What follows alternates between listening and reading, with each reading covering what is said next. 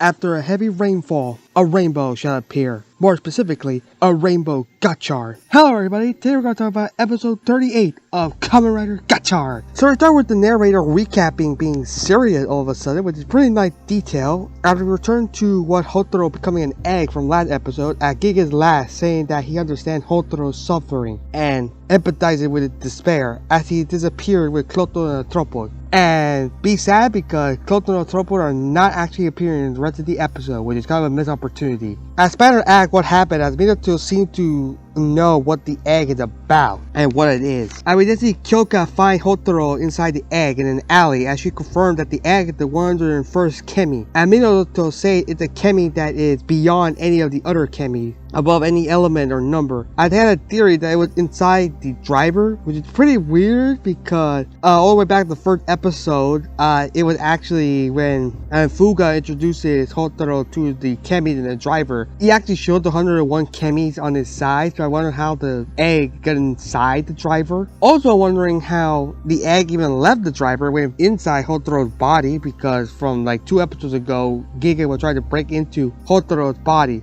Like, tried to break through and try to see what it's about. That's a little weird to see. Like, how did he get outside the driver into Houtaro's body? That's what I want to know. The rest of the gang worry about Houtaro and don't know what's happening inside the egg, so how to do the best to protect Houtaro in the meanwhile from Giga. I've been outside the door with a dead Hopper and the golden flower with her, saying that it's all her fault for bringing up that picture book from like a couple episodes ago, which, yeah, not really her fault, but she is feeling guilty. I see Houtaro inside the egg crying for Hopper 1 like last episode, as Nijigon called for him. As I mentioned last episode, being played by Nobuhiko Akamoto. I'm pretty sure I pronounced the name wrong, I'm so sorry. As we later had the title card only play out, and there is no intro for this episode. We had the special episode with the final form debuting. It's interesting that the showcase card only has the Nijigon egg alongside Houtaro's egg in the alley in the rain. Pretty little like detail with no music or anything. We did see Houtaro's mom worry about Houtaro if he's alright, because it all started to rain all of a sudden and he didn't take an umbrella. Which I gotta say, no, he's not. I would see Houtaro talk with Nijigon egg as he says that they're inside Houtaro and that he had no name and been inside the driver all the time. And Houtaro remembers him being protected by Nijigon from the fight with Kaguya as the driver turned off before he got hit by the meteor, which is pretty cool to see that he knows about it. That he has been watching over Houtaro the whole time, wanting to protect Houtaro all this time. But you're wondering why he's now acting out on protecting Houtaro, which is just really weird to see. Tell Houtaro this is a safe space and to let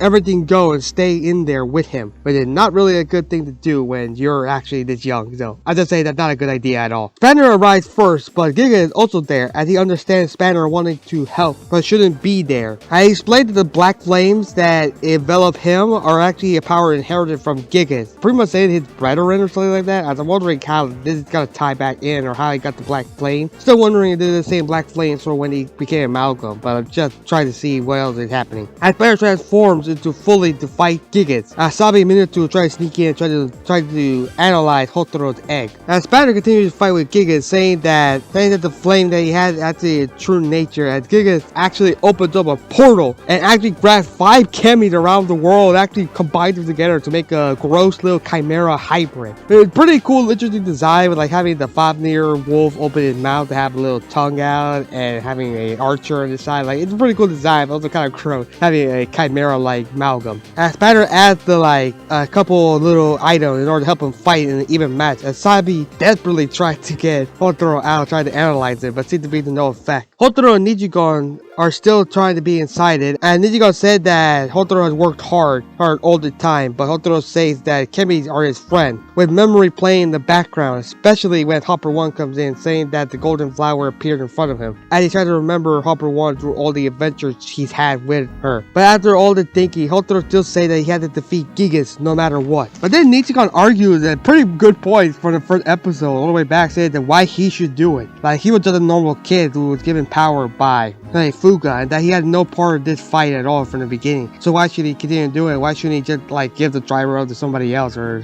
all the way back for the first episode? Why shouldn't he just let somebody else handle it? It's pretty interesting to know that Nijigon is technically not really that evil. It seems more like Nijigon acting more like a kid, or like a kid that hasn't understood much about life. And Houtaro starts to think that that's not actually the case, that he should still be the one to do it, where Nijigon's still arguing that why, like, you know, kind of like a kid. And it was a pretty interesting little detail to see. Meanwhile, Kyoka gets the data, but it's not really useful. The egg is just blocking all the information that they need. And Rina starts to think Houtaro isn't coming back, still holding on to the lifeless corpse of Hopper 1. But then, interestingly, Renge comes into her and tells her to get a grip. And she says that she's a Kamen Rider as well, and say that she's a strong person, and that she shouldn't actually be like this at all, and that she underestimated her. But it's actually a pretty nice little moment between Renge and Rina that we haven't seen much, so I'm actually glad that they're actually showing something between both of them. Which seemed to make Rina smile a little bit, and we then come back to Spanner struggling with the amalgam. And even though he tried to do a rider kick, it doesn't work at all, as it actually doesn't hurt the Chimera amalgam at all. It actually blows him away, knocking it back and losing some of the weapons he had. And about to fall before Rina all of a sudden grabs him in her rider form, in her Kamen Rider Magic form. I'm actually wondering how she got there that fast. And she helps Spanner to fight the amalgam and Gigas. And Renge is also there, as Mia and Sabi come in to pretty much cheer on them. Basically, Renge and Sabi cheer on our two riders fighting against Gigas and the Chimera amalgam. And Rina say that she won't let Gigas succeed at all. And Gigas pretty much calls them insect and just instantly teleports them all to a parking lot, with the same parking lot set that they've been using throughout the whole show and Molten Rider. And Rina and Spanner continue to fight the amalgam, and Rina said that she's going to believe in Houtaro, that he's always come through every time, so she still will believe this time as well that Houtaro will come back to realize his dream of human and chemis working together and living together. And Giga uses this opportunity to attack the egg and try to break through it. And Nijigon inside tells Houtaro to not worry, as this place is like a chemi card and a safe space. And Houtaro questions if Nijigon's a chemi for some reason. They're wondering why, because it's already been explained earlier in the episode it is a chemi, and also he actually explained that he's been inside a driver. So I'm wondering why he's asking this now. Shouldn't this be obvious, like he's a chemi? Because interestingly, Nijigon also say he doesn't know because he hasn't been born yet. So I'm gonna guess maybe he's not a chemi yet, as he's just a regular egg for now. I don't know, it's a weird little detail, weird little question that he's asking, but anyway. But he also interestingly say that he has no desire to be born. And Nijigon has seen so many chemis and his brother and sister pretty much get hurt in the outside world that it pretty much scares him coming outside and what's gonna happen to him. And maybe he might turn to amalgam as well. And Houtaro say that he gets hungry as his stomach starts to growl. And Nijigon, interestingly, pretty cool detail, voices about the star, but then change it to Houtaro's mother. And she says about his growling stomach. And she pretty much back in the restaurant as she starts to cook something. And Nijigon explains that they're in a place where any wish can be made true. And she gives them an amu rice like she always makes them, which Hotaro's actually realized and thinks about it. Houtaro eats it all, saying that it's very delicious, just like she had done it. As his mom actually smiled and disappeared. As he asks if Nijigon should practice cannibalism, as he said he shall eat some of the egg, but then Nijigon say that maybe not because he eats an egg as well, so he doesn't know that should happen. And Houtaro decides to cook him some amu rice of his own. At this moment, he calls him just tamagon. Pretty much like say tamagon like an egg. As Houtaro say that he wants to go back, as everybody is fighting, and Nijigon still wants him to stay, kind of like a kid, pleading to him to not leave, to like go to work or something. And Houtaro say that maybe Nijigon should go with him to like experience life, and instead of just being scared all the time. What's the point of being scared if all you do is just hide and do nothing? Because Houtaro say the world is filled with scary and sad things, but that life is kind of like cooking and amu rice that he's explaining. They're just mixing ingredients like people and chemi to create the ultimate gotcha. And he won't give up on Hopper 1 and his friends, as the golden flower again comes back. Which is a pretty cool little detail, as he'll figure out a new alchemy to bring them back to life. And no matter how much he'll fail, he'll always find a way to get back and take hold of his gotcha. Which is a pretty nice little sentiment for our main character finally growing up. It's pretty nice to see this boy grow up, which seems to actually inspire Nijigon.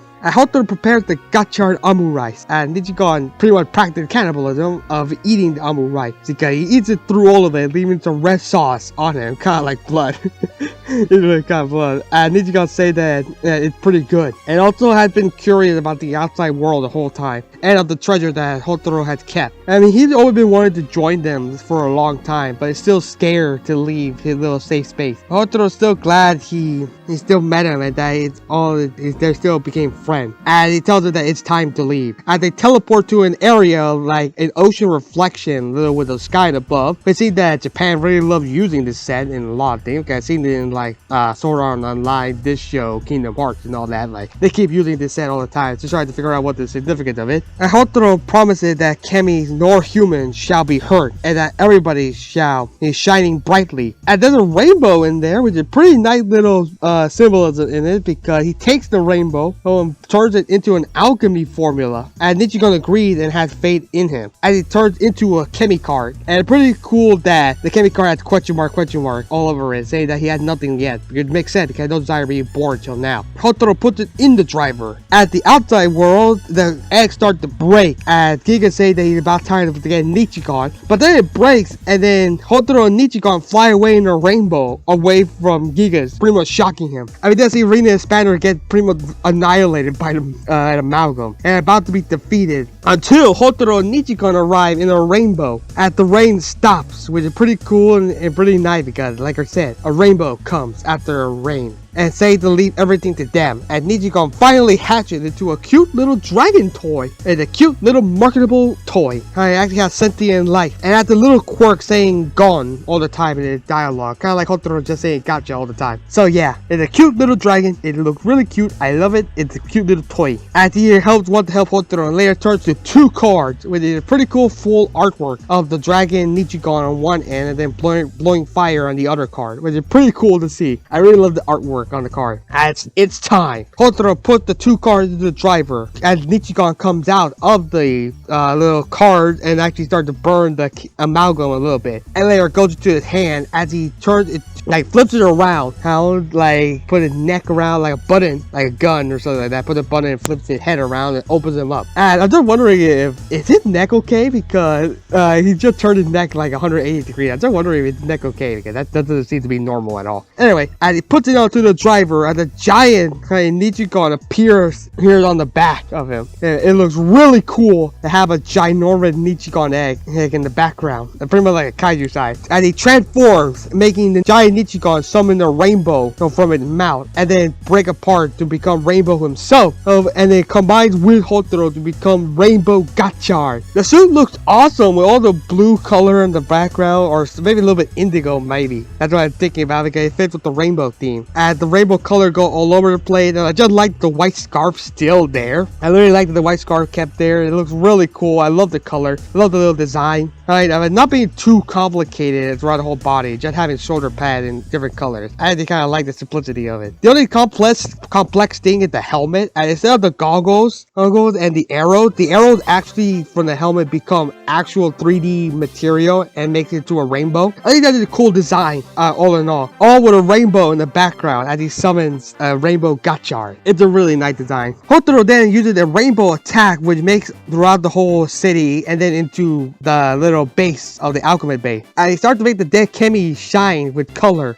burning bright, leading to Kyoka happy. I will say I need to find out what that is later, as Houtaro calls it the Rainbow Gotchard, just like the first episode, always calling his new form and a new writer name, and whatever he thinks it is. And it's pretty cool to see. And everybody is smiling on him at the final form theme, The Sky's the Limit, by Back On and Beverly plays in the background. The song is pretty nice, though not technically my favorite final form theme, but it's a pretty nice theme overall. The only funny thing is that it had to be called The Sky's the Limit. I'm pretty sure there's a song called The Sky Is the Limit by another artist. So I guess they didn't want to get copyrighted by it. So they just put it in the skies. But anyway, it's a pretty nice song by both Back On and Beverly. And they fight the amalgam with some cool rainbow effect and a little sound effect on his whenever he moved with his hands or with his feet. Pretty cool. I actually started using alchemy against the amalgam, like teleporting himself to another location, making a pole into a stake like thing, and then riding on it, and even grabbing one of the attacks from the amalgam, like a little trident attack, turning it into a sword to slash the amalgam. And finally, Houtaro understands that alchemy is like cooking, which I'm actually really glad he finally put 2 and 2 together between the two things. And I'm finally glad he's finally using alchemy throughout the whole show. He readied the finisher with Nijigon, and he decided to kick the amalgam to the sky, and then he jumps up and actually separates to 7 different colors, like the rainbow, and then actually makes 7 consecutive rider kicks, 1 for each color of a rainbow, defeat the amalgam. The cool shot of the kick kind of looked like a rainbow, like when a rainbow appeared after